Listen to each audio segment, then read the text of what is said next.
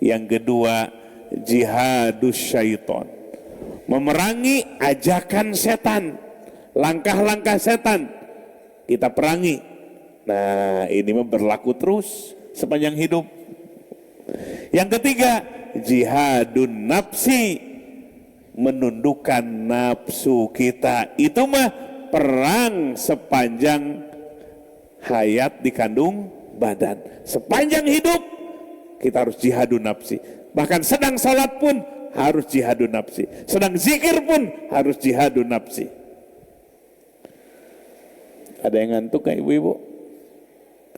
Bapak ada yang ngantuk apa enggak? Awas, jihadun nafsi. Perangi nafsu kita. Perang melawan hawa nafsu 24 jam. Maka sabda Nabi, jihadul akbar, jihad terbesar.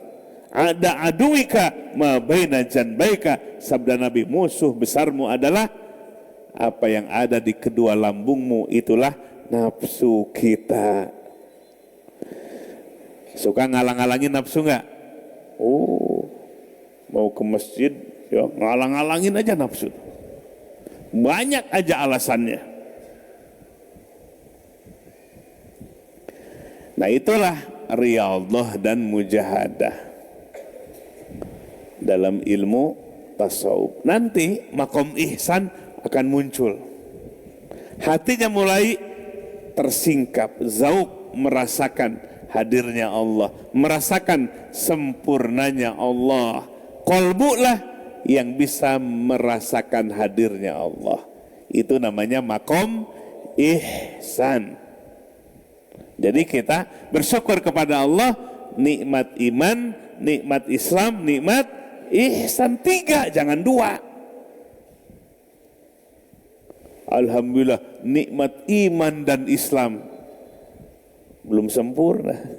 Nikmat ihsan. Iman disebut mukminin, orangnya yang beriman. Islam orangnya muslimin. Ihsan orangnya muhsinin. Yang iman disebut mukminin. Yang Islam muslimin. Yang ihsan muhsinin. Jelas ya? 3 bukan 2. Maka oleh para ulama disebut arkanuddin, rukun agama yang 3 itu. Iman, Islam, ihsan. Iman jadi ilmu tauhid, Islam jadi ilmu fikih, ihsan jadi ilmu tasawuf. La ilaha illallah.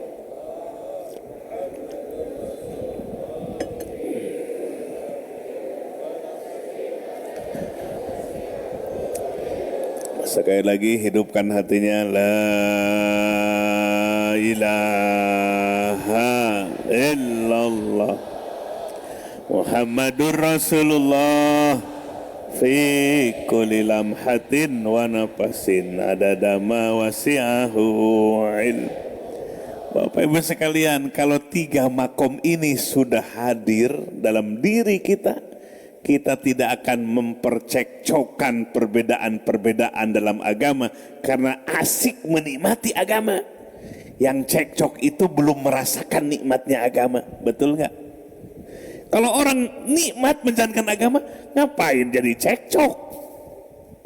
Kita tuh sudah sempurna, ilmu tauhid sudah ada konsepnya, ilmu fikih sudah ada konsepnya, madhab yang 4. Nggak ada orang berselisih gara-gara beda madhab, nggak ada. Dari dulu damai, saling menghormati dan menghargai. Dalam ilmu tasawuf ada pula torikoh mu'tabarohnya. Jadi tinggal pilih yang mana, tergantung selera kita. Sempurna agama kita, nggak usah dicekcokan dalam perbedaan. Yang cekcok dalam perbedaan bahkan saling menjadi permusuhan, yang belum menikmati agama. Suka lihatnya di medsos, yang cekcok, yang bermusuhan, saling mencibirkan, saling menghinakan, nuding kuburiun katanya, yang menyembah kubur. Yang suka bertawasul, berziarah disebut kuburiun katanya. Itu cacian-cacian. Kenapa mencaci begitu dalam perbedaan? Karena dia belum menikmati agama, belum merasakan nikmat dan indahnya agama, malah cekcok aja yang ada. Alhamdulillah kita mah nggak cekcok dah. Mau yang kunut silakan, nggak kunut silakan. Makanya penting kita bermadhab. Kalau bermadhab tidak akan cekcok. Yang madhabnya Syafi'i dan Maliki silahkan kunut. Yang bermadhabnya Hanafi dan Hambali silahkan tidak kunut. Jadi selesai. Yang nggak selesai dicekcokan itu, yang nggak bermadhabnya nggak puguh. Kalau bermadhabnya jelas, enak ngejalaninya. Kenapa kunut? Saya Syafi'i. Kenapa tidak kunut? Saya Hambali. Selesai, salaman enak. Tapi yang nggak pukuh madhabnya, itu dia yang suka jadi biang kerok. Agama malah jadi perselisihan. Orang mah sudah ke langit, orang mah sudah ke bulan, kita masih kabuhulan aja.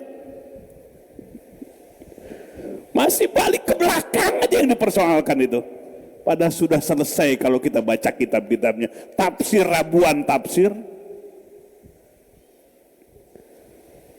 Jadi kalau kita banyak belajar dan berpegang teguh dengan madhab yang jelas, menjadi nyaman beragama itu.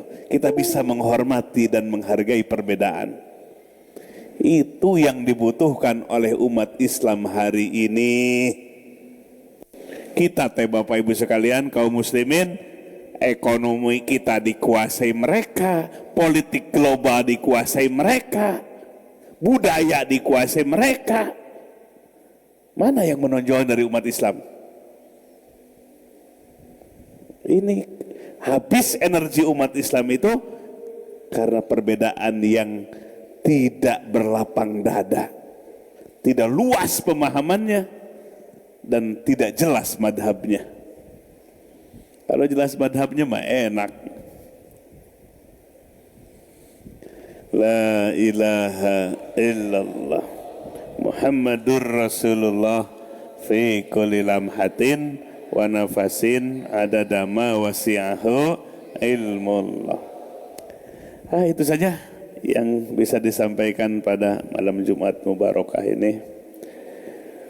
Sudah ditulis? Ya, mari kita lanjutkan dengan majlis zikir. Siap semua zikirnya? Kalau di majlis zikir, majlis ilmu suka ada namanya penyakit asam urat. Nah, berdiri semua. Buang dulu asam uratnya. Ya.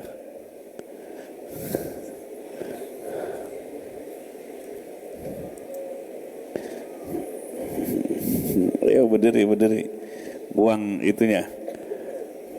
Angkat tangannya.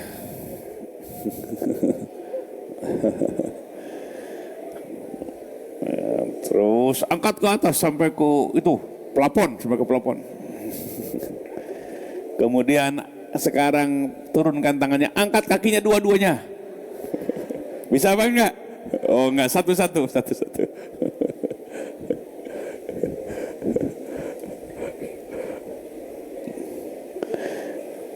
Pinggulnya ke kanan, kemudian banting ke kiri. Awas jangan terlalu kencang-kencang nanti.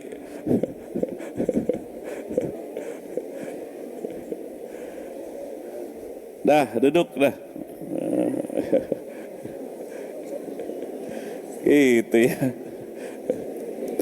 Biar nyaman gitu duduknya ya.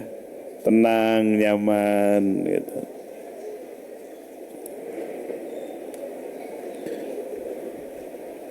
Yuk Bapak Ibu sekalian, minimal seminggu sekali setiap malam Jumat kita duduk di majelis zikir. Ya, majelis zikir itu banyak kemuliaannya. Puluhan hadis Nabi yang menjelaskan keutamaan majelis zikir. Berjamaah, zikirnya terbing-bing. Kenapa baca istighfar? Dijelaskan. Kenapa kita baca zikir, kalimat tahlil dijelaskan. Kenapa kita muhasabah dulu dijelaskan. Jadi itulah majlis zikir, seperti majlis ilmu. Majlis ilmu ada gurunya nggak? Ada, ngejelasin ilmu. Majlis zikir ada yang membimbing zikir. Ini mah majlis zikir berjamaah bid'ah. Ya Allah, itu hadis puluhan mau dikemanain? Kan Nabi sudah bersabda, man kadzdzaba alayya muta'ammidan falyatabawa maq'adahu 'alan nar. Barang siapa yang mendustakan aku. Nabi memuliakan majlis zikir berjamaah, ini malah dibid'ahkan. Mendustakan Nabi enggak? Mendustakan Nabi dengan pemahamannya. Nah, mari kita nikmati, karena belum menikmati jadi membid'ahkan. Yuk kita nikmati majlis zikir. Bapak Ibu sekalian, pejamkan kedua matanya. Yuk kita belajar. Hadapkan hatinya kepada Allah. Hati kita sering lalainya dari Allah. Yuk kita saatnya untuk muhasabah terlebih dahulu. Sebelum berzikir, kita muhasabah terlebih dahulu. Apa yang kita lakukan selama ini? Umar bin Khattab radhiyallahu an mengatakan, hasibu anfusakum qabla an tuhasabu. Hisablah amal kalian, evaluasi amal kalian sebelum nanti dihisab di hari kiamat. Kalau kita hisab sekarang ditemukan banyak dosa, kita masih ada peluang bertobat kepada Allah, kesempatan untuk bertobat kepada Allah. Tapi kalau dihisabnya nanti ditemukan banyak dosa, tidak ada lagi tempat untuk bertobat kalau sudah di akhirat nanti. Jamaah sekalian, waktu terus bergerak tanpa henti. Mata kita, apa yang kita lihat selama ini? Mulut kita, apa yang kita ucapkan selama ini? Banyak zikirnya atau banyak bicara yang tidak bermanfaat? Telinga kita untuk apa selama ini? Kaki kita melangkah kemana selama ini? Beruntung malam Jumat ini berangkat dari Bandung, berangkat dari Karawang, datang ke tempat ini, kaki kita dipakai ngelangkah untuk mencari ilmu.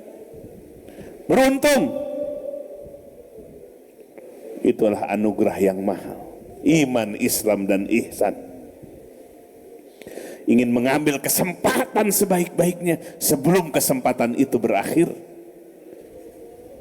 Karena hanya sekejap kehidupan dunia ini. Bisa jadi besok lusa kita akan meninggalkan kehidupan dunia ini. Ayo, apa yang akan kita bawa pulang kepada Allah? Harta. Jangankan harta, jangankan fasilitas. Jasad kita pun tidak akan dibawa pulang kepada Allah. Jasad kita dimasukkan ke lubang lahat, jadi tanah, kembali menjadi tanah. Ternyata amal yang akan menyertai, menemani kita selama-lamanya. Wal qabru sundukul amal. Alam kubur adalah petinya amal. Semua orang akan membuka petinya masing-masing nanti di alam kubur. Ketika dibuka peti itu ternyata keburukan dan dosa.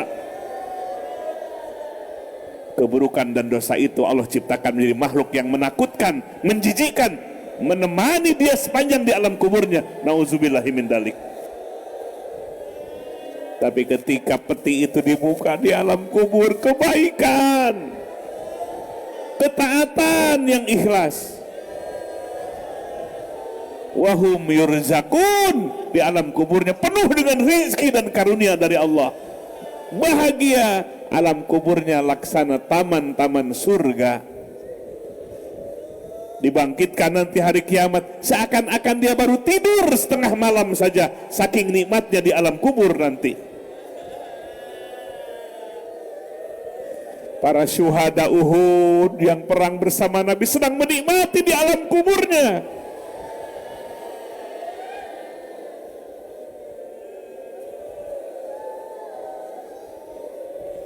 Ayo jamaah sekalian, kesempatan mumpung masih ada, jangan sia-siakan. Kita Kita akan menyesal selama-lamanya, nanti akan menangis selama-lamanya di alam kubur. Alam kuburnya gelap karena dosa kita. Tulang rusuknya sampai rusak karena di sempitnya alam kubur. Itulah jelmaan dari amal kita ketika di dunia ini.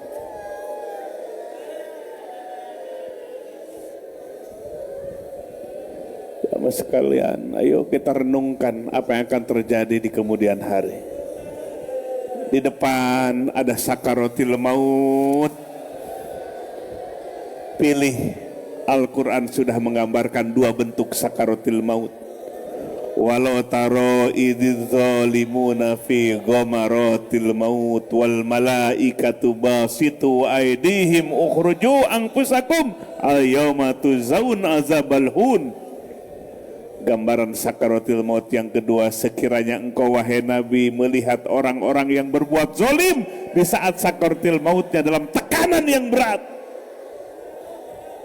Malaikat mencabut dengan paksa, dengan keras, karena ruhnya tidak mau keluar, tidak siap mempertanggungjawabkan. Sampai malaikat memukulkan tangan ke tubuhnya seraya berkata, keluar wahai ruh. Pada hari ini engkau boleh dibalas dengan balasan yang menghinakan. Jamaah sekalian, di saat itu Allah putar catatan amal dosanya, maksiatnya. Si mayit menangis-nangis, menjerit-jerit bertobat kepada Allah, tapi Allah tolak tobatnya. Seperti tangisan dan tobatnya Fir'aun dalam Quran. Kemudian selepas ruh akan keluar dari jasadnya, Allah perlihatkan tempat kembalinya neraka api yang menyala-nyala.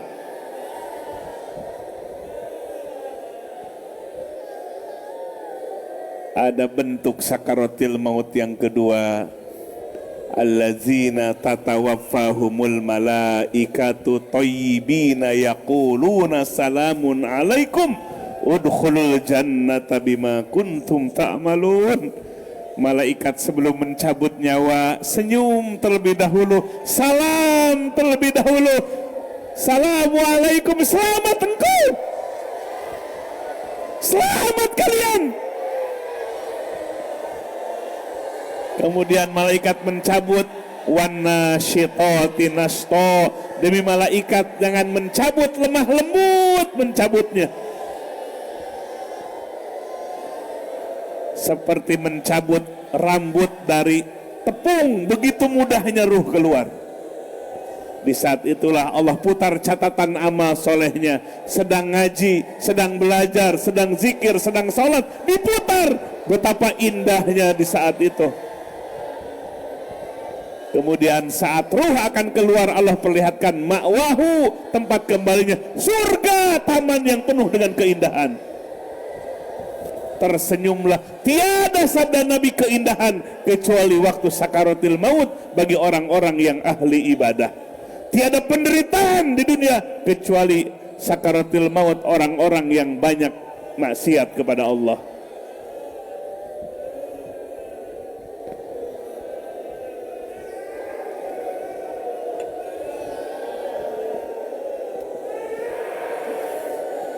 Ayo, kesempatan mumpung masih ada, kita bertobat kepada Allah. Bersyukur kalau kita bisa meneteskan air mata karena takut kepada Allah. Itulah anugerah ihsan yang Allah berikan ke dalam kalbu kita. Bisa menetes air mata ketika muhasabah, ketika beristighfar, ketika taubat, ketika zikir. Itulah nikmat ihsan.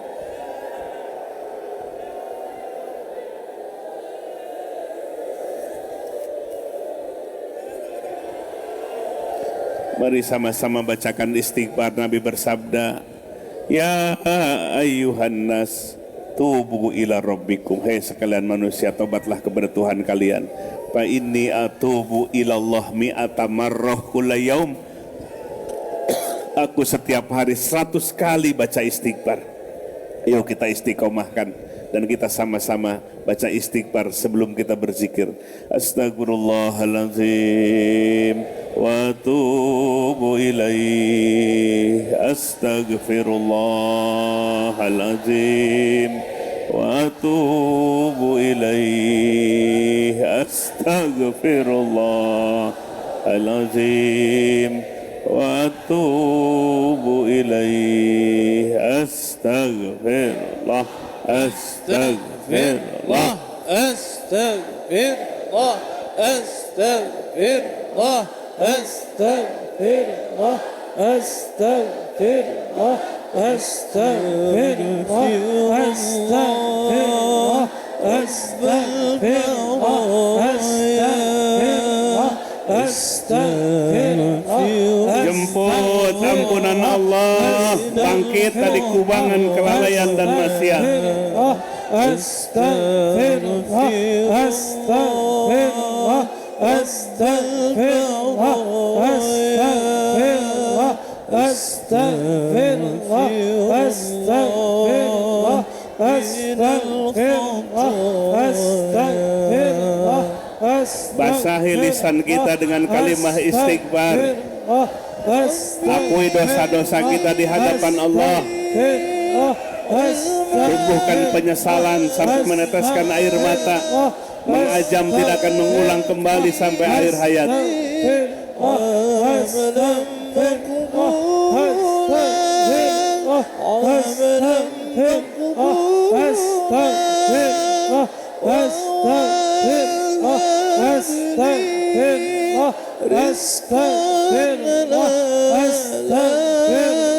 واستغفر علينا توبة نصوح أستغفر أستغفر أستغفر أستغفر أستغفر أستغفر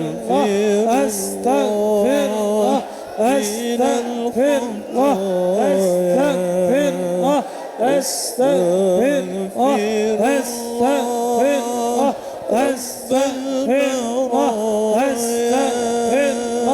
أستغفر أستغفر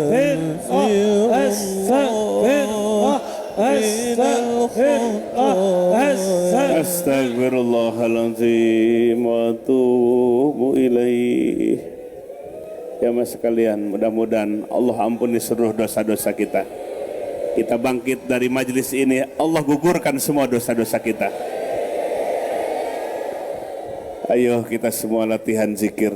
Adzikru aqrabu turuq ilallah. Zikirlah jalan yang paling dekat menuju kepada Allah. Sabda Nabi SAW. Ayo persiapkan kolbunya, hadapkan kepada Allah. Bagaimana kolbu kita supaya wusul sampai kepada Allah? Butuh medianya.